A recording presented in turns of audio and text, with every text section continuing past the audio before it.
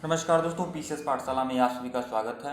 यह कक्षा आठ की एनसीईआरटी की बुक है, हिंदी की। कक्षा 8 की एनसीईआरटी की बुक है हिंदी की, और यह बसंत नाम से आती है। तो यह बसंत नाम से आती है कक्षा 8 की एनसीईआरटी की बुक। बसंत भाग 3।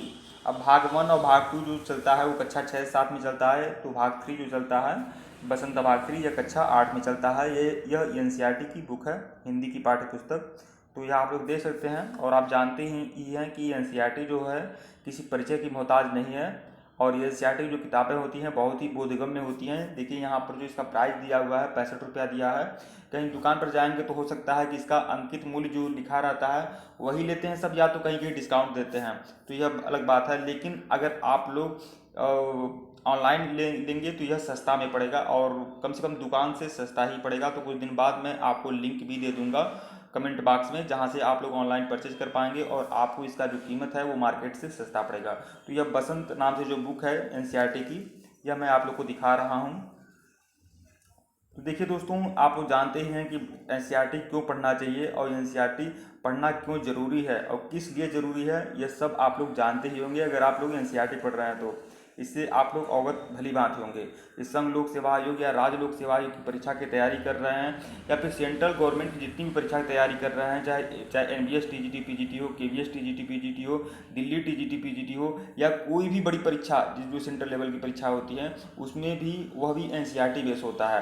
तो एनसीईआरटी अगर आप पढ़ेंगे तो सेंट्रल गवर्नमेंट में भी फायदा होगा, और वह राज्य स्तर की परीक्षाओं में भी सहायक होता है। और एनसीईआरटी किताबें बहुत ही बोधगम्य होती हैं, कहाँ कहाँ जरूरी है वह सभी आप जानते हैं। तो यह देख लीजिए, विषय सूची में देखिए कि कक्षा 8 की जो एनसीईआरटी की बुक है बसंत नाम से, उसमें क्या क्या है, अध्याय कौन कौन से हैं, तो ये आप लोग देख सकते हैं। इसमें जो अध्याय 1 है ध्वनि जो कविता है यह सूर्यकांत त्रिपाठी निराला जी का है। लाख की चूड़ियाँ कहानी है कांतानाथ का। बस की यात्रा व्यंग्य है, यह हरिशंकर परसाई का व्यंग्य है, हरिशंकर परसाई की बस की यात्रा। दीवानों की बस्ती कविता है भगवती चरण वर्मा का। चिट्ठियों की अनूठी दुनिया निबंध है अरविंद कुमार सिंह का, और चिट्ठियाँ एक कविता है रामदरस मिश्र का। तो यह आप लोग देख सकते हैं, कविता है, कहानी है, निबंध है, व्यंग्य है, एकाकी है, जीवनी है, यह सभी कुछ इसमें समावेश किया गया है। और यह देख सकते हैं 11 अध्याय हैं, कुल 11 अध्याय हैं। कक्षा 8 की हिंदी की बुक में 11 अध्याय हैं।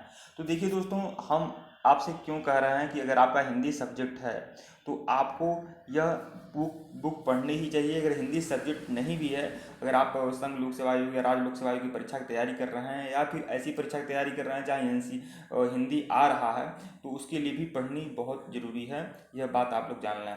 तो देखिए दोस्तों, इसमें हिंदी में क्या है कि अगर आप कक्षा 6 से लेकर 12 तक की हिंदी की किताबें पढ़ते हैं तो आपका बेस बहुत ही मजबूत हो जाएगा। यह बात आप जान लें, हिंदी की दृष्टि से आपका बेस मजबूत होगा, क्योंकि इसमें व्याकरण आपको अलग से पढ़ने की आवश्यकता नहीं है शायद, क्योंकि हर अध्याय के लास्ट में आपको मतलब व्याकरण भी मजबूत होता चला जाएगा। हर अध्याय के लास्ट में उपसर्ग, प्रत्यय, रस, अलंकार, छंद और संज्ञा सर्वनाम से संबंधित प्रश्न भी खूब होते हैं। अभ्यास पुस्तिका भी बहुत होती है, तो यह आप लोगों के लिए बहुत ही सहायक सिद्ध होगी।